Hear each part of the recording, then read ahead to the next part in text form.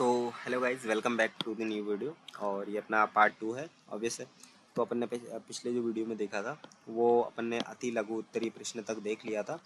क्योंकि ये वीडियो थोड़ा सा मतलब चैप्टर बड़ा है और वीडियो लंबा होगा, तो आई थिंक ये 1 आवर तक जा सकता था या 30 मिनट्स तक जा सकता था। मैं ले जाना नहीं चाह रहा हूँ उतना बड़ा वीडियो, क्योंकि ऑब्वियस अपना एवरेज वीडियो ड्यूरेशन 505 के आसपास इतने सेकेंड्स का, ये ऑलमोस्ट वन का भी नहीं है।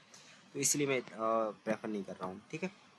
और ये अपना जो सब्जेक्ट है आपको पता है ये कौन सा है? कृषि विज्ञान एवं गणित के मूल तत्व, जिसका पहला चैप्टर अपन पढ़ रहे हैं पदार्थ की गुण, फिजिक्स का पी पी यानी कि फिजिक्स, ठीक है। ओके, तो इसका इंग्लिश वर्जन भी ये रहा अपना, ठीक है। और इंग्लिश वर्जन यहाँ पे आपको देखने को मिल रहा है, ठीक है। एंड देन क्विक रिवीजन में चलते हैं तो अपने टेलीग्राम पर अभी, क्योंकि ये वीडियो एक साथ शूट हो रही है बट आपको डिफरेंट टाइम में देखने को मिलेगी। तो अभी मैंने पिछली वीडियो में बताया था आपको 11th वाले बहुत पीछे हैं अभी, और 12th वाले ऑलमोस्ट अपने 16 हो गए हैं, ठीक है, सब्सक्राइबर। इवन उनकी तो एक ही वीडियो आई है। एंड ये पर्टिकुलर सब्जेक्ट के हैं, इसमें तो वांचिए, ठीक है। तो 11th वालों थोड़ा सा जोर दिखाइए, और थोड़ा सा पढ़ाई लिखाई में नहीं तो अपने क्या है कि ऑफलाइन में आप 5-6 हज़ार देंगे तो यहाँ पे 150 तो मे भी अफोर्ड कर सकते हैं, मे बी इस सब्जेक्ट के लिए, तो क्योंकि ये तो इम्पोर्टेंट है। मैंने पिछली वीडियो में आपको बताया भी था व्हाट्सएप पे कैसे क्या सीन है, ठीक है।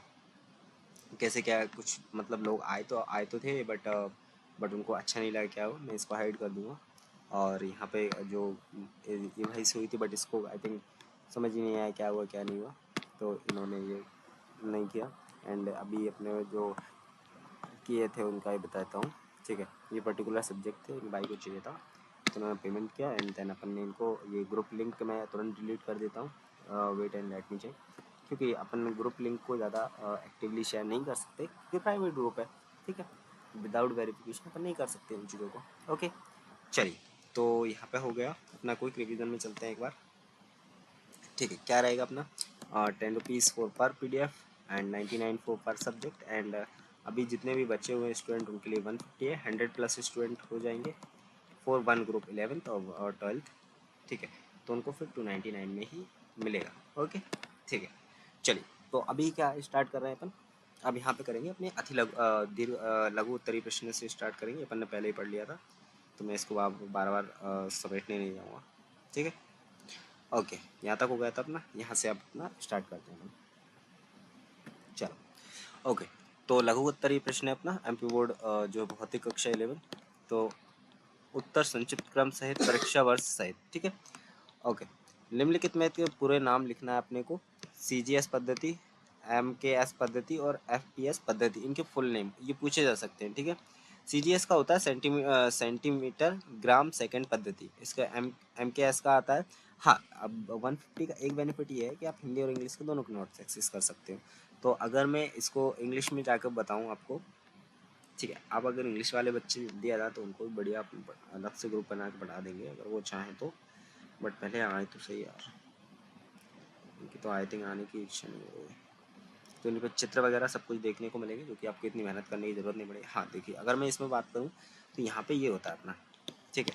CGS system, what is CGS? Write the full form of the following: CGS system, MKS system and the FPS system. तो CGS system is the centimetre gram second system, and then MKS system is the metre kilogram second system, FPS system is the foot pound second system. It's full form of these. Full form of what?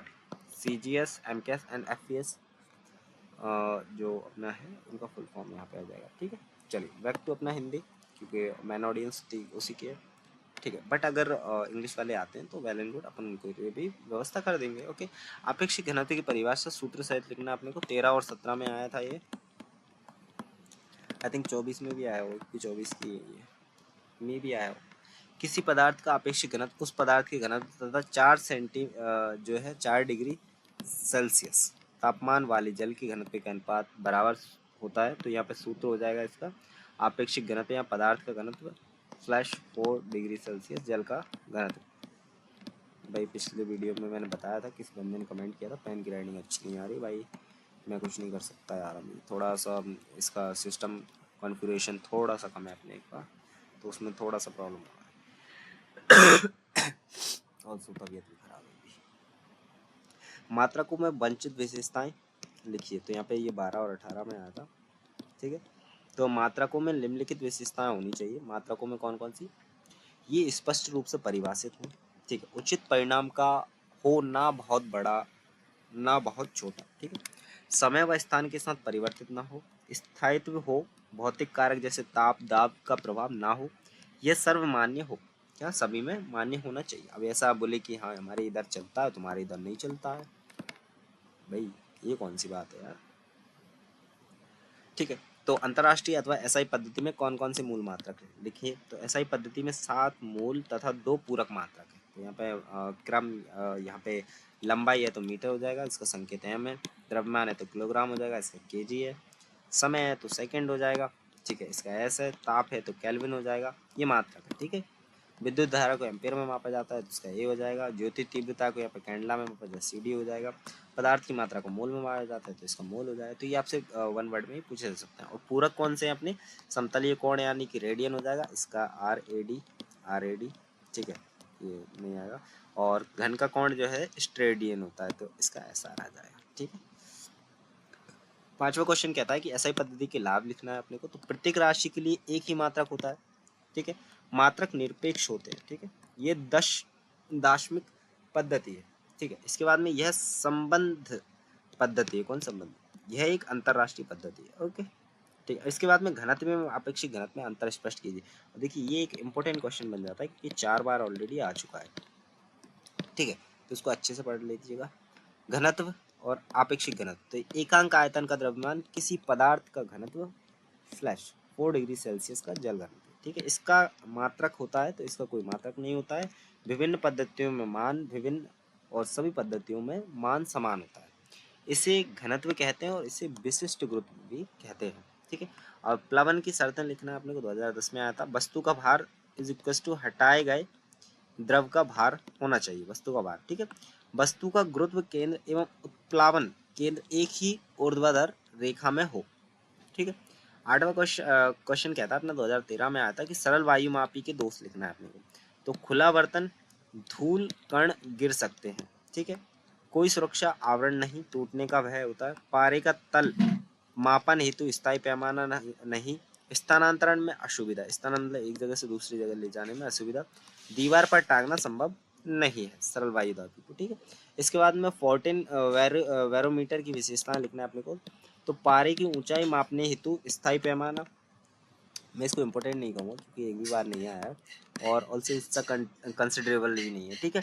और दीवार पर टांग सकते हैं, ठीक है, आसानी से ले जा सकते हैं, और पारे की कुंड पर ढक्कन होने से धूल नहीं गिरती है। इसके बाद में ये अपना इंपॉर्टेंट हो जाएगा कि वायुमापी में पारा क्यों प्रयोग होता है। ये अपने चैप्टर्स जब खत्म हो जाएंगे ना, जैसे त्रैमासिक एग्जाम पास में आएंगे, अपन इंपॉर्टेंट भी डिस्कस करेंगे, एग्जाम पेपर वगैरह सब कुछ डिस्कस करेंगे, बट ऑब्वियस सी बात है यहाँ पे नहीं करेंगे, ठीक है। अपारदर्शी और चमकदार स्पष्ट दिखाई देता है। उच्च घनत्व छोटी नली पर्याप्त होती है। बाष्प दाब नगण्य मापक सटीक, कांच से नहीं चिपकता है। और हिमांक जो होता है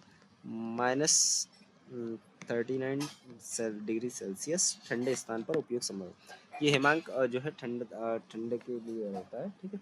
इसके बाद विंड हेवन का नामांकित चित्र बनाइए, और चित्र में 4 दिशाएं NSEW, एक सुई, नोक और पूंछ को दर्शाया जाना है, ठीक है। तो ये अपने हो जाएगा। तो यहाँ पे ये नॉक हो जाएगी इसकी, और यहाँ पे इसका इस तरीके से चित्र बन जाएगा, ठीक है। अगर मैं यहाँ पे भी आपको बना के दिखाऊं तो ये कुछ इस तरीके का हो जाएगा, और यहाँ से इसकी यहाँ पे चला जाएगा, एंड देन यहाँ से लेके यहाँ पे, और इसका सॉरी मैं ड्राइंग में थोड़ा सा कमजोर हूँ, ये इस तरीके से यहाँ पे स्टैंड कर जाएगा, ठीक है। तो यहाँ पे W हो जाएगा, ये N हो जाएगा, ये S हो जाएगा, ये और ये पूंछ हो जाएगी इसकी, एंड देन चित्र अपना विंड हेवन का हो जाएगा, ठीक है। और यहाँ पे साधारण व 14 बैरोमीटर में अंतर लिखिए। तो साधारण बैरोमीटर रहता है पारा खुला रहता है, और 14 में पारे पर ढक्कन होता है। टूटने का भय रहता है, यहाँ पे सुरक्षित संरचना टूटने का भय नहीं होता। कोई स्थायी पैमाना नहीं होता, स्थायी पैमाना लगा होता है। दीवार पर नहीं टांग सकते, इसको दीवार पर टांग सकते हैं। ले जाना असुविधाजनक होता है, इसको ले जाना सुविधाजनक हो सकता है, जा सकता है, ठीक है। किसी ठोस का घनत्व ज्ञात करने की विधि बताना है, किस ठोस का घनत्व, ठीक है। तो वह ठोस का द्रव्यमान भौतिक तुला से मापते हैं, भौतिक तुला, ठीक है। इसे अंशांकित बेलन में रखे पानी में डाल सकते हैं, ठीक है। इसके बाद जल के आयतन में वृद्धि ठोस का आयतन हो जाएगा। सूत्र क्या होता है अपना, तो इसका हो जाएगा घनत्व इज इक्वल टू द्रव्यमान स्लैश आयतन। ठीक है, सॉरी गाइस, थोड़ी तबीयत खराब है। बैरोमीटर में जल क्यों नहीं भरा जाता, तो कारण लिखना है। तो बैरोमीटर में जल, यहाँ पे जल पारदर्शी है, मापन कठिन होता है। ठीक है, अगर पारदर्शी होगा तो वहाँ पर मापन के जो मापन के जैसे सेंटीमीटर बने होते हैं ना, तो उसमें फिर दिखेगा ही नहीं कुछ। कम घनत्व होता है, यहाँ पे 13.6 मीटर लंबी नली चाहिए। जल कांच से चिपकता है। हाँ, ये आपने देखा होगा कि गाड़ियों के शीशे होते हैं उन पर भी जल लग जाता है। ठीक है, जल का वाष्प दाब अधिक यानी कि मापन अशुद्ध।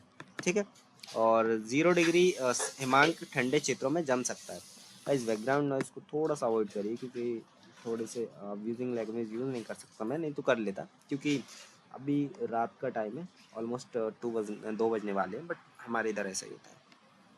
ठीक है, ध्रुवोत्तरी प्रश्न यहाँ पे एमपी बोर्ड भौतिक कक्षा है, यहाँ पे 11th है। संक्षिप्त क्रम यहाँ पे है अपना, ये 14 क्वेश्चन ही थे। इसके बाद में अपने आ गए दीर्घोत्तरीय प्रश्न। आपेक्षिक घनत्व को बोतल की सहायता से किसी द्रव का आपेक्षिक घनत्व किस प्रकार ज्ञात करेंगे। तो सर्वप्रथम आपेक्षिक, मैंने ये डिज़ाइन जो किए ना उस तरीके से किए कि आपको जो एग्जाम में full to out of full marks मिले। ठीक है, और थोड़े से आंसर डिस्क्रिप्टिव नहीं रहेंगे, क्योंकि अपने को समझने में आसानी होगी, और जो है थोड़ा सा अपने को जो है इतना लेंथी प्रोसेस भी नहीं बनाना। ठीक है, सर्वप्रथम अपेक्षित घनत्व की बोतल को अच्छी तरह से साफ करके सूखा लेंगे। अब इस बोतल को भौतिक तुला से तौलकर तौल कांटे पर रखकर, ठीक है, बोतल का द्रव्यमान ज्ञात कर लेते हैं। इसके बाद बोतल में पानी भरकर भौतिक तुला से तौल लेते हैं। ठीक है, पहले खाली बर्तन, फिर वह दूध जैसे मापते हैं ना, पहले खाली बर्तन डाल दिया, फिर उसमें डालते जाओ, फिर वो मापन करेंगे। ठीक है, अब बोतल को खाली करके सुखा लेते हैं, फिर उसे दिए गए द्रव से भरकर तोल लेते हैं। ठीक है, अब यहाँ परीक्षण खाली अपेक्षित घनत्व बोतल का द्रव्यमान m हो जाएगा, और यहाँ पे m1 ग्राम अपेक्षित घनत्व की बोतल प्लस पानी का द्रव्यमान इज इक्वल टू m2 ग्राम अपेक्षित घनत्व की बोतल, दिए गए द्रव का द्रव्यमान m3 हो जाएगा, ग्राम द्रव का द्रव्यमान m3 माइनस m हो जाएगा। ठीक है, तो यहाँ पे जो है दिए गए द्रव के द्रव्यमान, ठीक है, इसमें से माइनस करना है। ठीक है, और इसके बाद में ग्राम, इसको मैं थोड़ा रफ कर देता हूँ। हाँ, ठीक है, अब यहाँ पे ग्राम समान आयतन के पानी का द्रव्यमान m2 m1 ग्राम गणना। ठीक है, अब यहाँ पे इसको देखते हैं कि द्रव के निश्चित आयतन का द्रव्यमान, द्रव का आपेक्षिक घनत्व क्या हो जाएगा, इज इक्वल टू हो जाएगा द्रव के निश्चित आयतन का द्रव्यमान, निश्चित यानी कि स्टैटिक बोल सकते हैं इसको, डायनेमिक नहीं, स्टैटिक। द्रव्यमान, द्रव का आपेक्षिक घनत्व समान आयतन के पानी का द्रव्यमान m3 minus m1 m2 minus m1, ये हो जाएगा। ठीक है, इस प्रकार उपयुक्त सूत्र से दिए गए द्रव का आपेक्षिक घनत्व ज्ञात कर लेते हैं। तो ये यहाँ पे इसकी जो है दिए गए है। ठीक है, अब यहाँ पे निकलसन द्रव्यमापी हाइड्रोमीटर का नामक चित्र बनाना है, या फिर इस तरीके से पूछा जा सकता है कि निकलसन द्रव्यमापी का चित्र समझाना है। ये धातु का बना विशेष आकृति का उपकरण होता है, जिसकी सहायता से किसी ठोस तथा द्रव का आपेक्षिक घनत्व ज्ञात किया जाता है। ठीक है, ये कुछ इस प्रकार का दिखता है। ठीक है, निकलसन है यहाँ पे डी अपना ही हो जाएगा, यहाँ पे के एस सी और पी। ठीक है, निकलसन का चित्र हो जाएगा अपना। ठीक है, इसके बाद निकलसन द्रव्यमापी का बीच का भाग धातु का बना एक खोखला बेलन होता है, जिससे सिरे सकोर आकार के होते हैं। ऊपरी सकोर के सिरे से एक पतली डंडी एस लगी रहती है। इस डंडी के माध्यम से एक चिन्ह के लगा होता है तथा द्रव्यमापी को प्राय इसी चिन्ह तक डुबोया जाता है, जिससे द्रव्यमापी द्वारा हटाए गए द्रव का आयतन प्रत्येक स्थिति में समान रहता है। इस डंडी के ऊपरी सिरे पर एक चकती डी लगी रहती है, चकती यानी डी लगी रहती है। इस चकती पर बांट रखकर द्रव्यमापी को निश्चित चिन्ह तक डुबोया जाता है। निचले शंकु के सिरे से एक शंकुआकार पलटा पी लटका रहता है। इसे पलटे के अंदर पिघला हुआ शीशा भरा रहता है। इससे द्रव्यमापी सीधा खड़ा होता हुआ तैरता रहता है। ठीक है, अब इसके बाद में तीसरा क्वेश्चन है अपना कि निकलसन द्रव्यमापी की सहायता से किसी ठोस का आपेक्षिक घनत्व अपने को किस प्रकार ज्ञात करेंगे। ठीक है, या फिर इस तरीके से हो सकता है कि ये 2008 में पूछा गया था, इस तरीके से निकलसन हाइड्रोमीटर की सहायता से किसी ठोस के आपेक्षिक घनत्व को ज्ञात करने की विधि का वर्णन करना है अपने को। ठीक है, तो यहाँ पे उसकी थोड़ा सा अपने डिस्क्रिप्टिव में लिखा है, मतलब थोड़ा अच्छे सिस्टमेटिक वे में लिखा है। ठीक है, किसी द्रव्यमापी की सहायता से किसी ठोस के आपेक्षिक घनत्व को निम्नलिखित विधि से ज्ञात किया जाता है। प्रयोग विधि हो जाएगी, एक जार में पानी भरकर उसमें निकलसन द्रव्यमापी को तैराया जाता है। जार में पानी भर लिया, ठीक है, यहाँ पे इसको तैरा रहे हैं अपन। जार के मुंह पर सुरक्षा ढक्कन लगा दिया जाता है, इसमें सुरक्षा ढक्कन लग गया। ऊपरी चकती पर बांट रखकर द्रव्यमापी को एक निश्चित चिन्ह तक डुबोया जाता है, इसको बांट रख के, ठीक है। तो आवश्यक भार क्या हो जाएगा, W1 इज इक्वल टू ग्राम हो जाएगा अपने, सॉरी इसको डिनोट कर रहे हैं अपन W1, ठीक। अब चकती से बांट हटाकर वहां दिया गया ठोस रखा जाए और फिर उतना ही डुबोने के लिए आवश्यक बांट रखे जाते हैं। तो यहाँ पे आवश्यक भार हो जाएगा, क्या हो जाएगा, W2 ग्राम हो जाएगा। यहाँ पे W2 हो जाएगा, ठीक है। यहाँ पे आवश्यक भार W1 है, ठीक है, याद रखना। फिर ठोस को द्रव्यमापी के निचले पलटे में रखा जाता है और चकती पर बांट रखकर द्रव्यमापी को पुनः उसी चिन्ह तक डुबोया जाता है। तो आवश्यक भार यहाँ पे अब क्या हो गया, यहाँ पे W3 ग्राम हो गया, ठीक है। अब प्रेक्षण सारणी क्या है कि स्थिति और भार यहाँ पे हो जाएगा, केवल बांट से चिन्ह तक डुबोने हेतु W1 हो जाएगा। ठोस चकती पर रखने पर आवश्यक अतिरिक्त भार यहाँ पे W2 हो जाएगा। ठोस को नीचे रखने पर, अब यहाँ पे जो डुबोने, यहाँ पे देखिए ठोस को चकती पर रखने पर आवश्यक हो जाएगा और ठोस को नीचे रखने पर आवश्यक अतिरिक्त भार हो जाएगा, ठीक है। इसके बाद गणना करते हैं कि हवा में ठोस का भार यहाँ पे WER हो जाएगा is equal to W1 is minus W2, यहाँ पे ग्राम में है। पानी में ठोस का भार यहाँ पे W वाटर में हो जाएगा W1 माइनस W3 हो जाएगा, ये अपन ने पढ़ा हुआ है, ठीक है। पानी में ठोस के भार में कमी, अब यहाँ पे क्या हो जाएगा कि यह वह अंतर है जो ठोस को पानी में रखने पर उसके भार में दिखाई देता है, अर्थात अपसारी बल हो जाएगा, ठीक है। Loss of weight in water हो जाएगा यहाँ पे is equal to W air minus W water is equals to W1 minus W2 minus W1 minus W3, obviously bracket में रहेगा। तो ये इक्वल्स टू में क्या आ जाएगा, W3 माइनस W2 आ जाएगा, ठीक है। इसका अर्थ है कि पानी में ठोस के भार में कमी, पानी में क्या होता है, जो ठोस व्यक्ति है थोड़ी सी कमी होता है कि कभी, तो वो होता है कि W3 माइनस यहाँ पे W3 माइनस W2 हो जाएगा। अब आपेक्षिक घनत्व की गणना कैसे करते हैं, तो यहाँ पे रिलेटिव डेंसिटी आपेक्षिक घनत्व बोलते हैं। हवा में ठोस का भार और पानी में भार की कमी, तो यहाँ पे W1 माइनस W2 और W3 माइनस W2 हो जाएगा, ठीक है। ये चलेगा W1 माइनस, ठीक है। निष्कर्ष यहाँ पे यह निकलता है कि इस प्रकार निकलसन द्रव्यमापी की सहायता से हम ठोस का हवा में भार, पानी में भार और इन दोनों के अंतर को प्रयोग पर आपेक्षिक घनत्व की सटीक गणना कर सकते हैं, ठीक है। अब यहाँ पे दुग्धमापी यानी लैक्टोमीटर बोलते हैं इसको, नामांकित चित्र खींचकर वर्णन करना अपने को। दुग्धमापी एक ऐसा उपकरण है जिसकी सहायता से दूध की शुद्धता का परीक्षण किया जाता है। यह एक दूध का आपेक्षिक घनत्व मापता है, ठीक है। यह एक कांच की बेलनाकार नली होती है जिसकी आकृति थर्मोमीटर जैसी होती है। आपने पहले देखा होगा, पहले जो होते ना दूध लेते थे वो थर्मोमीटर ही जाते, अब तो खैर मशीनें आ गई हैं, लेकिन पहले जो था यही यूज किया जाता था, ठीक है। अब इसके बाद नली के निचले भाग में एक भारी बल्ब यानी सी होता है जिसमें पारा या सीसी भरा होता है।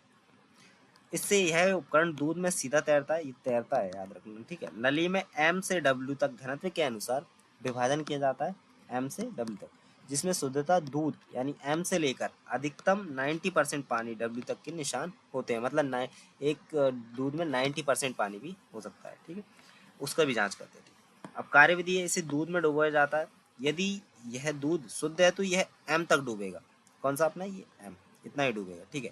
यदि उसमें पानी मिलाया गया तो यह अधिक नीचे डूबता है और विभाजन द्वारा प्रतिशत मिलावट जान सकती है। तो यहाँ पे ये अगर इतना डूबा तो शुद्ध है, इतना डूबा 10%, 20%, और इसके भी हालांकि जुगाड़ आ गए हैं, बट ये शुद्धता नापने के लिए है, ठीक है। मेन बात ये है।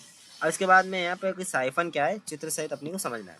साइफन एक यू आकार की मुंडी हुई नली होती है, मतलब कुछ यू आकार की ऐसी होती है, ठीक है। ये कांच या रबर की बनी होती है, इसको ऊपर नीचे देखेंगे। इसके दोनों सिरे खुले होते हैं, यह सिरा छोटा और दूसरा लंबा होता है।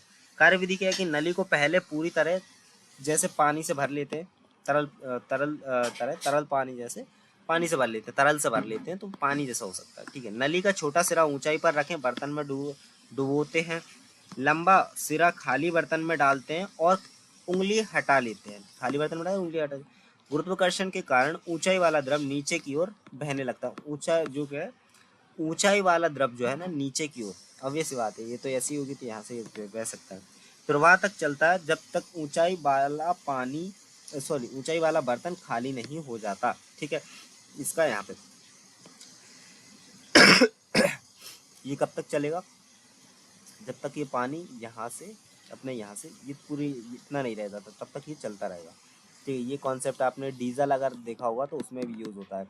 जैसे कि ये अपना ट्रैक्टर है, इसका मुंह है, यहाँ पे ड्रम रखा, यहाँ से नली आ रही है यहाँ पे, और ये पानी, तो ये यही साइफन वाला कॉन्सेप्ट है। ठीक है, ठीक है। अब साधारण वायु दाब का चित्र बनाना है अपने को।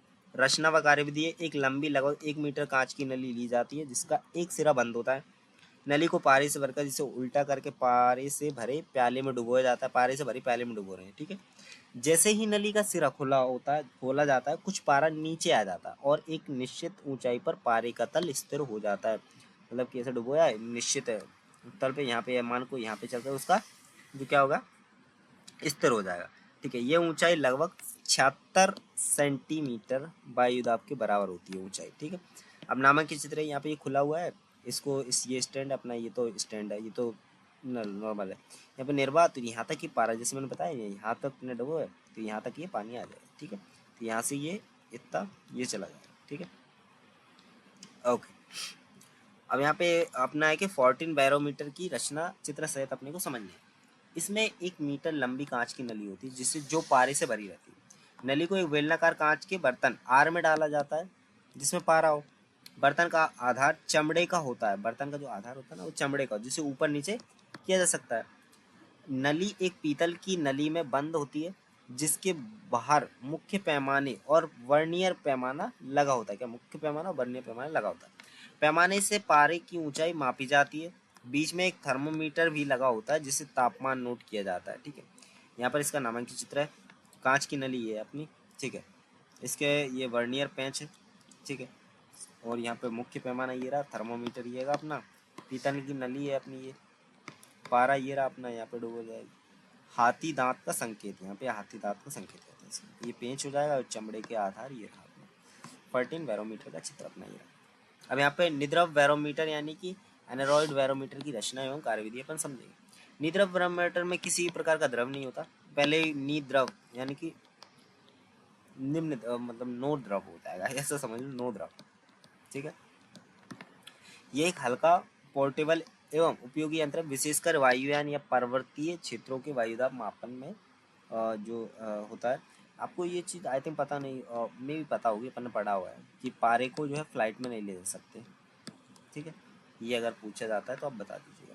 इसमें एक धातु का बेलनाकार बॉक्स यानी कि एनेरॉइड बॉक्स होता है जिसका भीतरी भाग निर्वात यानी वैक्यूम जो ये होता है। निर्वात किसे कहते हैं, तो यहाँ पे ये बंद है और यहाँ पे कोई भी हवा वगैरह कुछ भी नहीं है तो इसको वैक्यूम बोलेंगे। ठीक है, बॉक्स का ढक्कन लचकदार एवं लहरियादार होता है जो वायुदाब के अनुसार ऊपर नीचे होता रहता है। ये ढक्कन एक कमानी और अंतोलक प्रणाली से जुड़ा होता है। अंतोलक एक धागे और पहिए से जुड़ा होता है जिससे संकेत घूमता है। संकेतक एक वृत्तीय पैमाने पर चलता है जिसमें विभिन्न वायुदाब मान पहले से अंकित रहते हैं। अपन चित्र के आसानी से समझ सकते हैं। इसमें कार्यविधि क्या है कि जैसे ही वायुदाब बढ़ता है तो ढक्कन जो है अंदर की ओर दबता है। वायुदाब बढ़ेगा, अंदर की ओर आएगा। वायुदाब घटने पर ढक्कन ऊपर की ओर उठता है। यह गति उत्तोलक व धागा प्रणाली द्वारा संकेतक तक पहुंचती है। संकेतक घूमकर वृत्तीय पैमाने पर वायुदाब दर्शाता है। यहाँ पे सरल चित्र है कि वृत्तीय पैमाने यहाँ पे संकेतक हो जाएगा। ठीक है, ये अपनी कमानी है, उत्तोलक ये रहा और डिब्बे ये रहा, लचकदार ढक्कन ये रहा अपना। ठीक है, यहाँ पे निद्रव यानी एनरोल्ड मीटर, यहाँ पे ये इसका ये दिखाया जा रहा है अपना। ठीक है, अब यहाँ पे बल पंप यानी फोर्स पंप की रचना तथा कार्यविधि समझना है। बल पंप एक ऐसा यंत्र है जो जल को ऊंचाई पर स्थित टंकी में भेजने के लिए प्रयुक्त होता है। यह वायुदाब के सिद्धांत पर कार्य करता है।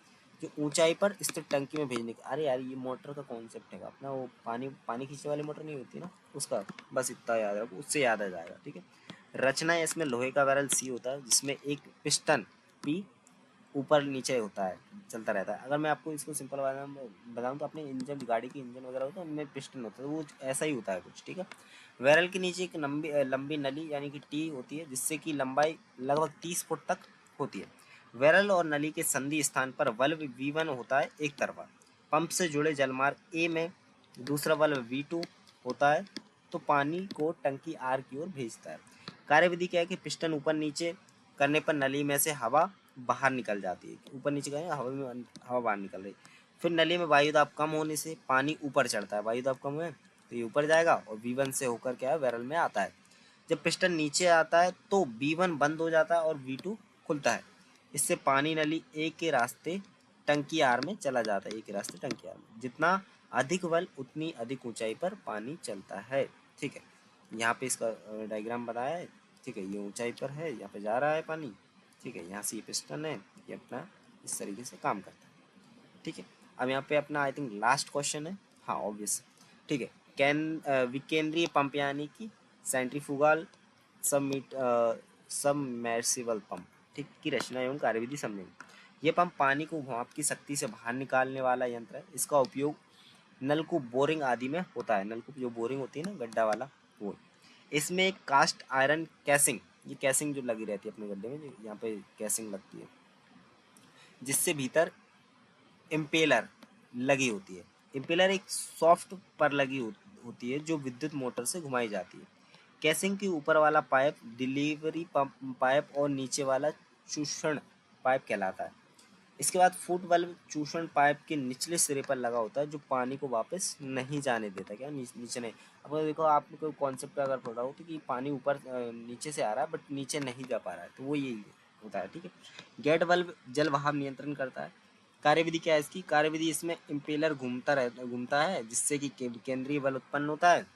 विकेंद्रीय बल उत्पन्न होगा तो बल से जब कैसिंग से बाहर निकलता है और डिलीवरी पाइप से ऊपर की ओर आता है। इस बीच इम्पेलर के पास रिक्त स्थान बनता है, जिसे नीचे से पानी भर जाता है। रिक्त स्थान बनेगा, पानी भर जाएगा। ये क्रिया लगातार चलती रहती है, जिससे लगातार पानी निकलता है। इम्पेलर की गति जितनी तेज होती है उतना ही तेज बाहर आएगा। ठीक है, सरल चित्र अपना ये रहा। इसको थोड़ा सा छोटा कर लेते हैं। ठीक है, यहाँ पे इसमें ये गेट है, ये इम्पेलर है, ये मतलब घूमेगा तो इधर से ये पानी आएगा, इधर से जाएगा, इधर जाएगा, इधर जाएगा। सॉफ्ट है यहाँ पे, ये कैसिंग है अपनी। शोषण पाइप ये रहा, फूड बल्ब ये रहा, यहाँ से पानी जाएगा। ठीक है, तो ये अपना चैप्टर रैप हो गया। तो इसी के साथ अपना पहला चैप्टर खत्म होता है। Second chapter I think chemistry का होगा अपना, एक एक करके ही पढ़ेंगे अपन ऑब्वियस है। ठीक है, अब यहाँ पे क्विक रिवीजन में, क्योंकि बहुत ज़्यादा टाइम हो गया तो अभी इसको डालने में अगर हम करने में भी कल ही आएगी ये सम टाइम, तो इसको उस तरीके से फिर बाद में समझेंगे। ओके देन आपको क्विक रिवीजन में मैं एक ही बात बोलना चाहूँगा, भाई वर्थ इट है, मत लो यार, कोई मतलब नहीं है। ठीक है, 150 जितने आप आ रहे हैं देख लो, नहीं तो 99 में भी आप परचेज कर सकते हो। मैं इसका चाहता तो प्राइस ज़्यादा भी रख सकता था, 120 तक भी रख सकता था, बट अपना जो है कि ठीक है यार, क्या दिक्कत है। 99 अगर आप लगा ही रहे हो तो 50 और लगाओ, पूरे ही का ही ले लो, हिंदी इंग्लिश भी मिल ही जाएगा, क्या है। ठीक है, तो डिस्क्रिप्शन में जाना, लिंक मिल जाएगा। व्हाट्सएप पे मैंने बता ही दिया किस तरीके से आपको कम्युनिकेशन होता है। ठीक है, हमारी टीम कांटेक्ट करेगी, टेलीग्राम का लिंक दिया जाएगा, जो कि कुछ टाइम बाद डीएक्टिवेट भी कर दिया जाएगा, और ऑटोमेटिक डीएक्टिवेट हो जाता है। ठीक है, फिर उसके बाद में कोई ज्वाइन नहीं कर पाएगा। ठीक है, तो यहाँ से हो जाएगा, और इसके बाद में जो है आपको दैट्स इट, और कुछ नहीं करना। तो आज का वीडियो यहीं रैप करते हैं। ये अपना इंग्लिश वर्जन है, अगर आपने नहीं देखा हो तो इंग्लिश हिंदी दोनों में आप, अगर आप 150 में परचेस करते हो दोनों में देखने को मिलेगा, और 99 में सिर्फ आपको एक ही लैंग्वेज में देखने को मिलेगा। That's it. तो चलिए मिलते हैं किसी नेक्स्ट वीडियो में, तब तक के लिए जय हिंद।